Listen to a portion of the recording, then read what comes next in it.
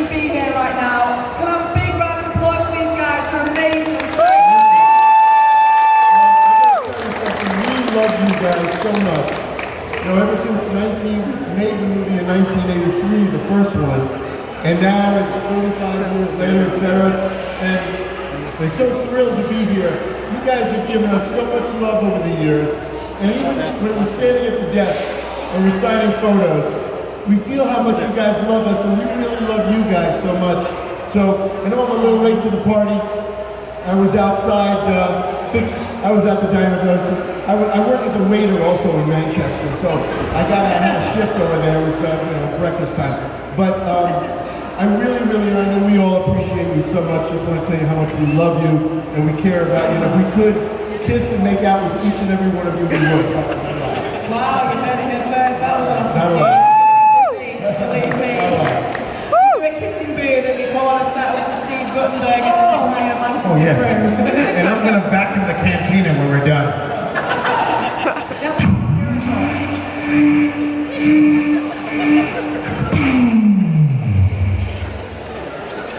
Wow, round of applause.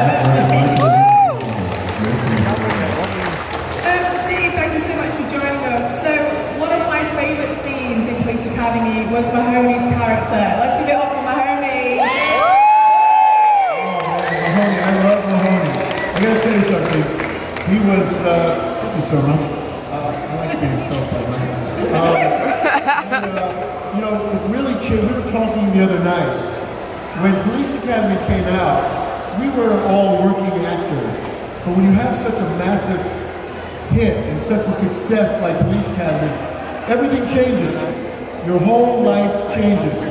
You know, before that, you could go into a store and, you buy a pack of cigarettes or some gum, and you give your money and you leave. Now, all of a sudden, a movie comes out on a Friday night, and Saturday morning you go in and you buy the same pack of cigarettes and some gum, and everybody wants to talk to you. And it's such a change in your life. And you either have two choices, either to deal with it with humility and gratefulness and thank God for having a hit, or you really believe that you are as great as the movies make you out to be. And always, us here standing up here, we've always felt that we're very lucky to have been in such a massive hit like Police Academy, because that's what we give to you. Because we're the same as you. We're an audience like you. We go to the movies like you. We watch television like you. And we're fans like you. So to have a massive hit like Police Academy that changes our lives, it's a lot to deal with, but it really gives us such an opportunity to know people like yourself and to communicate with people like yourself. Because before, we're just anonymous people buying cigarettes and gum, and now we're able to have great conversations with all the people around the world. And that's the great part of having a part like Mahoney or any of the characters here, or in a show like Police Academy. So for me, all of us, it's really changed a lot. I think we all wake up every morning still feeling like we're the luckiest people in the world. Thank you so much. Yeah. You walk into a 7-Eleven store. We feel lucky waking up every morning because without Police Academy, we would never have the opportunity to be here and possibly get to meet and talk to every single person. This is amazing. Everybody is different and special and unique. So especially for actors, meeting a lot of people gives you lots of ideas and thoughts. And I will take home conversations that we may have today, and maybe in 10 years I'll be thinking about them. Maybe in 15 years I'll be thinking about them. So it's very special to have this opportunity to meet people who watch movies like you do, people who go to work and do things, but to actually have something in common. So we really have, if you watch the Police Academy movies and you love them and you like them, and we made them, then we're all really, really fond of the same thing.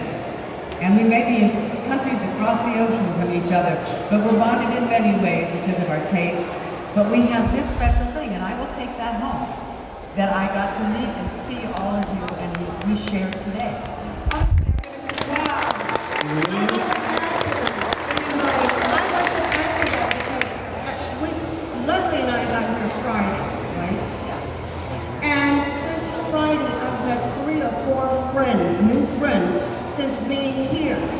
It's just amazing, just warm, genuine people. And I'm like loving every moment of here. Thank you for having us here. And, I'll take back wonderful memories. I mean, you guys are amazing. Manchester is awesome. Yeah.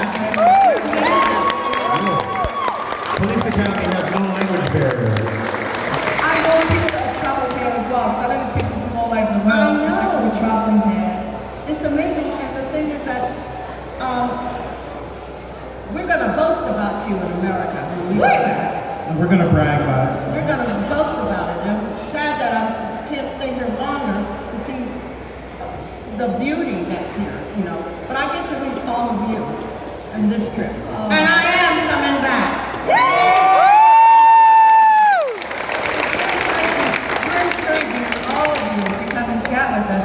They won't be the longest chats in history, but we really would like to talk to everybody who is here, because this is a special experience for us. And without Police Academy, we would never be here today having this moment. We would be real cops if it wasn't for Police Academy. And you will see a little of you in our next performances. It's like the love panel. I'm feeling so much love. It's like a race on. I just want to briefly mention, because like I said, Mahoney, all of your characters were unique in their own different ways, and they all made a connection with me. I just wanted to talk about G.W. Bailey, because he is one of the coolest iconic characters in Police Academy, and I love the tricks that Mahoney and Michael used to play on G.W. Bailey. I just wanted to Is he still elaborate on mad? that. Is he still mad at us for that?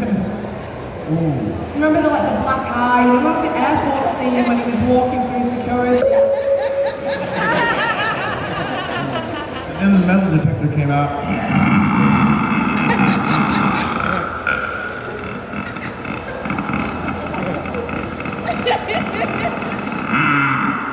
He's a smart guy. But GW, I was talking about this yesterday, and I talk about it all the time. The most important part of a movie is the villain. The illusion is that the heroes are the most important part of the movie, or we're the leads of the movie. But the great villain is what makes the heroes look good. The better the villain, the meaner the villain, the more vicious the villain, then that's how the hero overcomes that villain, and then the hero looks like, obviously, the greater power. But a great villain, especially a great actor who plays a great villain, is so important to a movie because he paces the cars, he paces the other actors. So we were so lucky to have a guy like G.W. Bailey play our villain. And I remember the first time I told this story yesterday, I hate to repeat, but I remember the first time I was going to meet GW, I thought to myself, oh, he's going to be a really mean guy, angry guy, and I'm not going to get along with him. And all of a sudden he walked in and he said, hey everybody, how you doing? He had a big smile on his face. He's from Texas in the USA, and everybody's really nice in Texas. And he came out and he goes, hey man, I'm making a gumbo tonight, which is a soup with seafood and everything. Everybody come over to my apartment, and we're gonna have a big party. And every week he cooked for us, and he's the sweetest guy in the world. And I always find the villains are always the nicest guys. We're always the sweetest guys. I'm sure you can see it in Star Wars or any of the great movies of James Bond. The villains are always nice guys. So I gotta just say we owe so much to GW for being such a great villain to make us look so good. True, true, true. Big round of applause for GW. That was a great point. Great point. He's just such a wonderful guy. Yeah. And he's an acting teacher, a really brilliant acting teacher. It's really terrific to work with him. You have the TV series MASH here, right? You watch MASH? Yeah. Without the soundtrack, without the laugh track, which made a better show. MASH without the laugh track is a much You better know, show. my husband, Dan Wilcox, was a writer and producer on all MASH. the years of MASH, the TV. So guess what? Yeah. Hey, I got a husband. That was a cool. Yes, you're gorgeous. The fact that And he wrote all the episodes. Really a writer and was in the longest running series of all, writing for And it. GW was Sergeant Rizzo in MASH. Oh, yes, it was. Yes. And I met my husband Dan Wilcox through G.W. Bailey, because Kelly Nakamura was also dealing with the MASH thing, and I met her, and I was invited to her art opening, and I'd been in a terrible marriage, and we had a short conversation with her at one point where I said, I never want to meet another man in terms of having a relationship.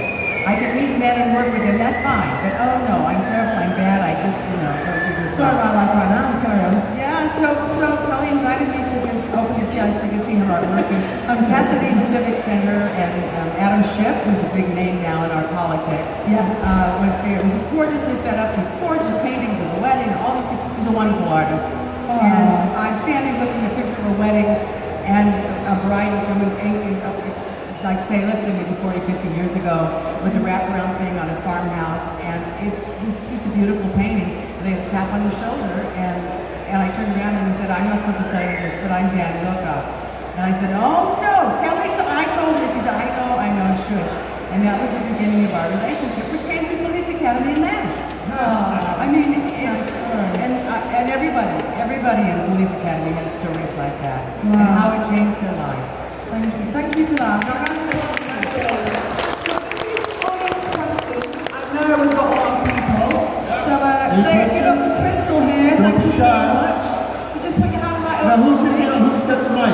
Who's got the mic? Crystal here. Oh, Crystal. Thank you, Crystal. Thank you. Right This there. gentleman at the front. Right there.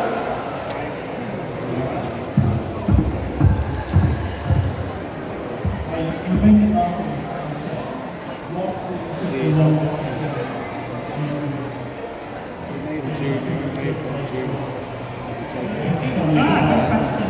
What's the funny, what was the longest scene to film? All of it. all of them. I think it's everything with GW in it. Yes. You know, everybody had their moments in scenes. I think the whole movie, I mean, actually, there was a cast member that shot the making of Police Academy 1. Donovan Scott. Leslie I gotta Barbara. tell you, the making, even the making of Police Academy, I mean, we couldn't do half the scenes without breaking out laughing, period. And most of the scenes, that we were all on the set together. Everybody did shoot every day together. Like some of her scenes, I was on hold in the hotel room, and Michael's scenes and stuff like that. Everybody was just, they would have to corral us like kids. Yes. Okay, we're losing the light, or, people laughing through scenes, and they would say, Stop okay, laughing. cut, and then Michael here was doing his Here is your new hat, sir. Rodney Dangerfield, 24/7. And Leslie here was lovely, Leslie. And, she was in her own zone. And Steve we had a ball. It was like kids in a playground, laughing and having fun. Well, sometimes, there are lots of good scripts, and there are not enough good scripts at the same time. But when I sat down to read Police Academy, and it was, I'm not sure it was an offer or I was going in for a meeting. But I thought, well, I'll read a little bit and I'll get an idea and try to see if I want to do this character. And I started reading from the top. I could not put that sucker down. I read it in a go. And what you always need for a film that has legs and it has life and it brings people together, like it's bringing us together all these years later, is a good script. And the idea of what a good script is different from different script teachers and whatnot. But from everything I ever, my mother was an English teacher, my dad was a writer, and we wrote plays. So I thought it was the most perfect script I'd ever read. It wasn't just a good script, it was a perfect script. The way the story unfolded, the way the characters came together, as odd.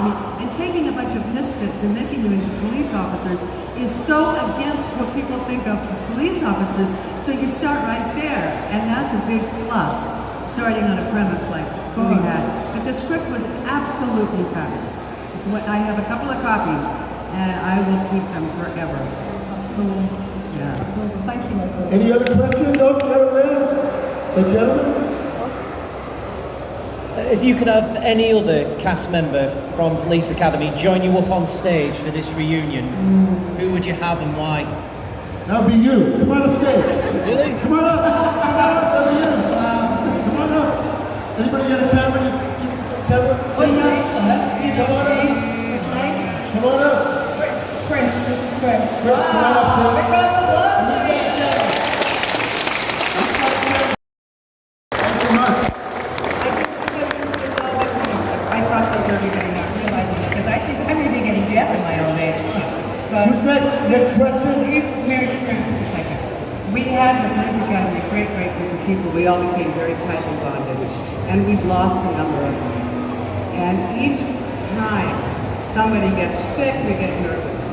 So losing David Grass, losing Bubba Smith, but I mean, the list goes on, Kimberly Scott. I mean, not only did we have a wonderful time and are we friends, but we really have become, over the years, family and depended on each other. And when I needed something, I knew I could call one of the Police Academy cast members, and the same that they're calling me. And it was like we created a brand new family, and you often do that in film. But this was different because of the nature of the film. Well, George Gaines, who do we miss the most? I think maybe I have to say George Gaines, having worked with him in the theater, knowing how funny he is. Just by walking down the street, he can make you laugh. And losing him was one of the hardest things for me ever. And seeing him before I worked with him in Punky Brewster, the TV segment, with Soleil Moonfry, right? That would be me. Hi. Hi. You hear a lot about what our favourite scenes are, but what are your favourite scenes, either individually or as a group? I really loved the scene where Bubba turned over the car and him and Marion had a wonderful moment. You remember that scene? You guys remember when they kicked Bubba out of the academy? And Marion and Bubba had a wonderful moment. That's my favorite scene in the movie. Well, thank you, Guy. But you know what? I gotta tell you, that movie from A to Z, from 1 to 100, I mean, so many incredible scenes. One of my favorite scenes was Leslie, when she was standing there and Did you bring flowers? I love that scene. It's like, meet my mother and father. And I mean, it was just hilarious. I mean, the other scenes that she did were amazing too. But that one scene, that one, I laugh at that all the time. Don't you think that Callahan is the perfect date? Yeah, wouldn't you guys have the okay, I'll be. I can't wait to Yes, figure it because out. she said so. Yeah, well, all right, now get in the car. Now, get in the car. Well, one of the favorites, of course, this probably wasn't GW's, was I want to get a veterinarian! You're a New Hampshire. Got time for one more question. Last Back there. Back at the back. Straight back Someone there. there, don't someone there with the glasses on. Do you find such iconic part? It's a double-edged sword. Well, I was in Australia, and the guy goes, excuse me, g'day, welcome to Australia. Mr. Eddie Murphy, welcome to Australia. You know what I said? Yeah, I'm getting in trouble in Australia.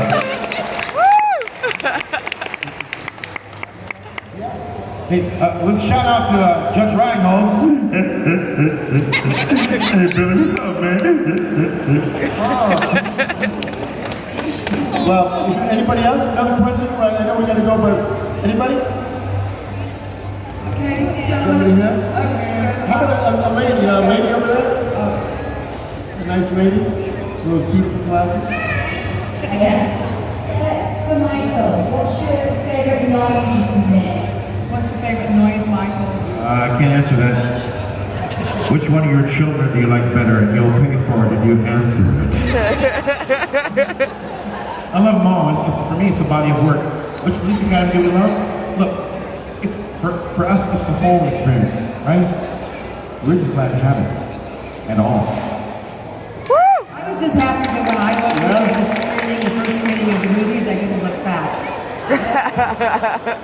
Anybody else? Another question? Effortlessly. You're beautiful. I've never seen you Just look put that ever. man back there. Okay, last question. That man back there is so nice. Last question.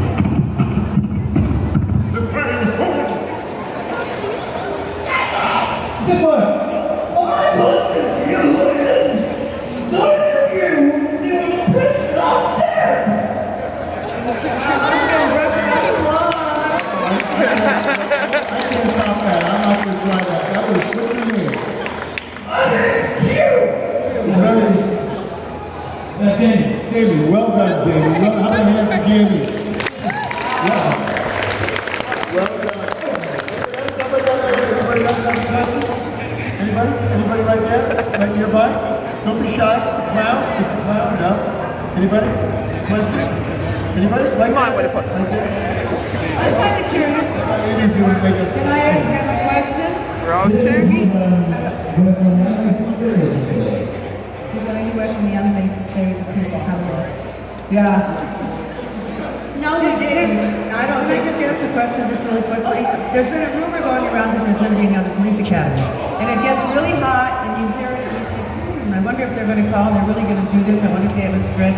And they don't. And then you hear nothing and you realize it was BS. But it's really, within the industry, people keep saying, oh yeah, there's going to be another police academy. Would you be interested in another police academy?